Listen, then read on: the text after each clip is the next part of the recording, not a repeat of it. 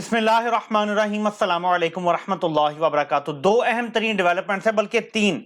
सबसे छोटी जो डेवलपमेंट है पहले वो बता दूं, फिर आपको बड़ी तरफ लेके आता हूं। इलेक्शन कमीशन ने कह दिया है, सेक्रेटरी को और बाकियों की जिम्मेदारी लगाई है कि गवर्नर से टाइम लें और उनसे मुलाकात करें, क्योंकि लाहौर हाई कोर्ट ने जो फैसला दिया था उसमें लिखा था कि इलेक्शन कमीशन गवर्नर से मुशावरत करके तारीख का ऐलान करे पंजाब में इलेक्शन की।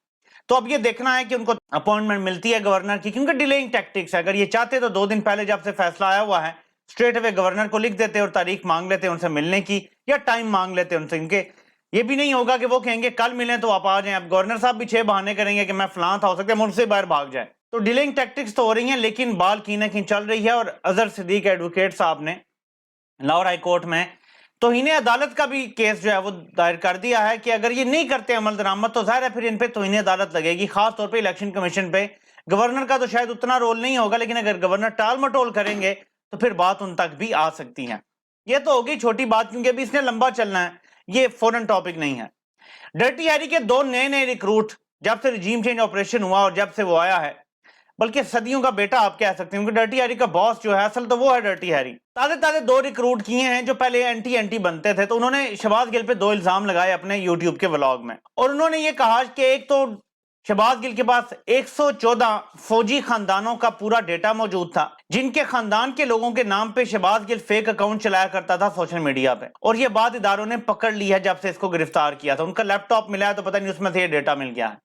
दूसरा इल्जाम यह लगाया गया था कि शहबाज गिल के पास एक सैटेलाइट फोन है जिससे वो जनरल फैज हमीद और जनरल आसिफ गफूर से राब्ते में था। और फिर यह इकरार किया गया कि शहबाज गिल पे तशद्दुद या शहबाज गिल से इन्वेस्टिगेशन सारी इंटेलिजेंस के इदारों ने की थी, हालांकि उनका ये मैंडेट नहीं है। तो डर्टी हैरी ने अपनी चालाकियों में अपना सारा प्लान एक्सपोज भी कर दिया है और खुद को भी एक्सपोज कर दिया है। किस कानून के तहत इंटेलिजेंस एजेंसियां तफ्तीश करती नहीं या मार धाड़ करती नहीं, और जिसपे वो ट्वीटें भी पड़ी हुई हैं, Gill spill, Gill is singing, आपको याद है ना ये ट्वीट्स आया करती थी। फिर ये इल्जाम कि 2 हाजिर सर्विस फौज के अफसरान एक सिविलियन से किसी साजिश के अंदर राब्ते में थे, क्योंकि सैटेलाइट फोन से अगर गिल साहब राब्ता कर रहे थे, जिस टाइम की ये बात कर रहे हैं वो कोर कमांडर था पेशावर का, फिर उसके बाद उसको वहां से भी मूव किया गया।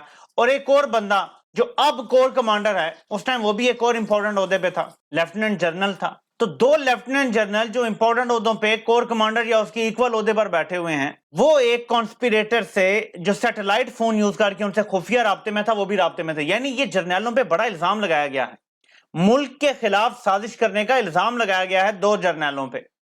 एक उनमें से आदिर सर्विस है।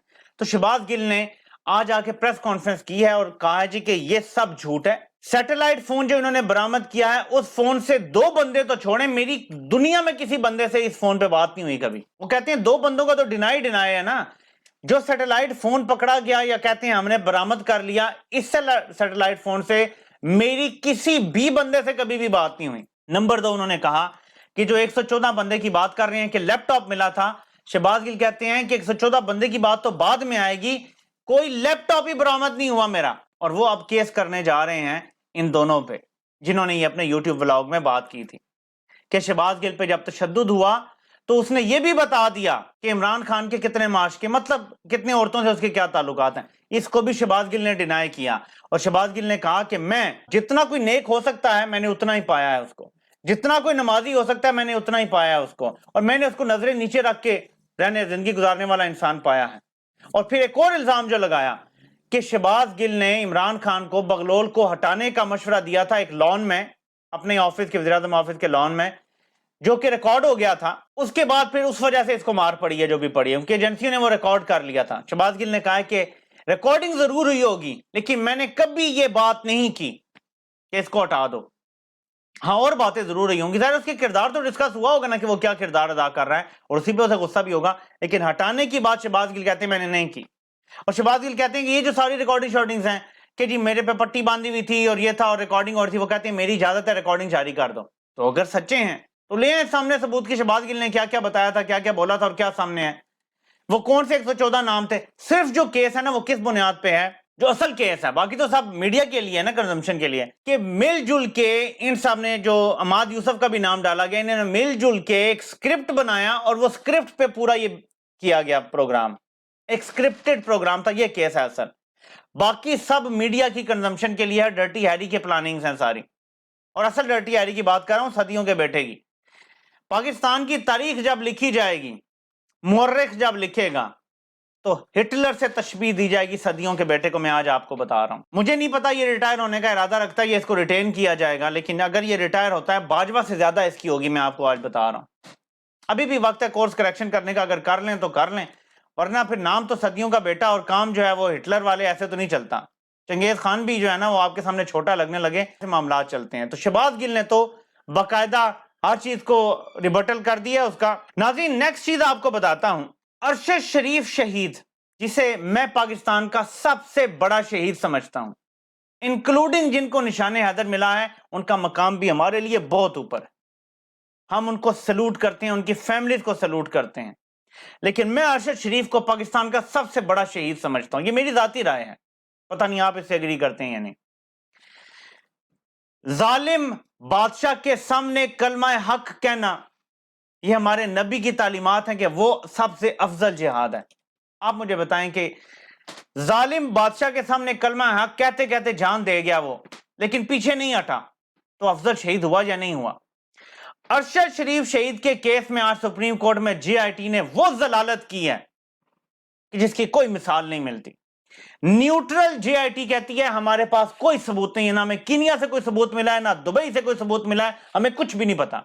ये भी जवाब नहीं दिया सुप्रीम कोर्ट में कि अरशद शरीफ को किसने मजबूर किया था पाकिस्तान से जाने से। सुप्रीम कोर्ट से कुछ वो जो होते हैं ना अखबारों की जीनत बनाने के लिए रिमार्क्स जरूर आए हैं कि हम ऐसे जाने नहीं देंगे इस केस को, पता करें कि किस वजह से अरशद शरीफ यहां से गए थे, पाकिस्तान छोड़ के गए थे, और कुछ इस तरह के रिमार्क्स रिपोर्ट हुए हैं। लेकिन जो जेआईटी ने किया है, स्पेशल जेआईटी, वालदा को अब तक वकील नहीं मिल रहा। दुनिया का कोई भी मुल्क होता, और ये कहते हैं ना कि पाकिस्तान तरक्की करेगा अमेरिका की जंगों में जाके, खुदा की कसम पाकिस्तान तबाह होगा अगर इसी रास्ते पे चलता रहा।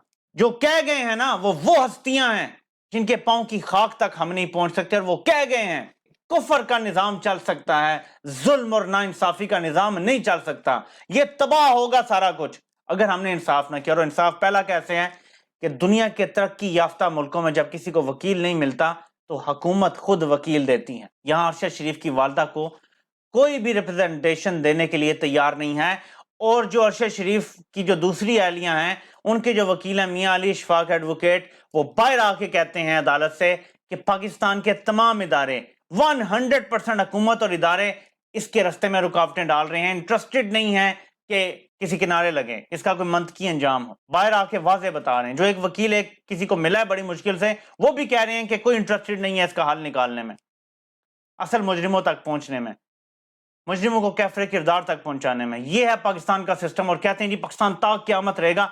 इस जुल्म के निजाम के साथ खुदा की कसम नहीं बच सकता मुल्क, मैं आपको बता रहा हूं। इसको बदलना पड़ेगा। ये जिहाद है जो हम कर रहे हैं सारा, इस जुल्म के नाइंसाफी के निजाम के खिलाफ है ये जिहाद, ये हम सबको करना पड़ेगा। बात अपने घर, अपने मुल्क की, अपने वतन की है। आपसे इंशाल्लाह फिर मुलाकात होती है। अल्लाह पाक आप सबका हामी नासिर हो। आप सबके सुनने का बहुत बहुत शुक्रिया।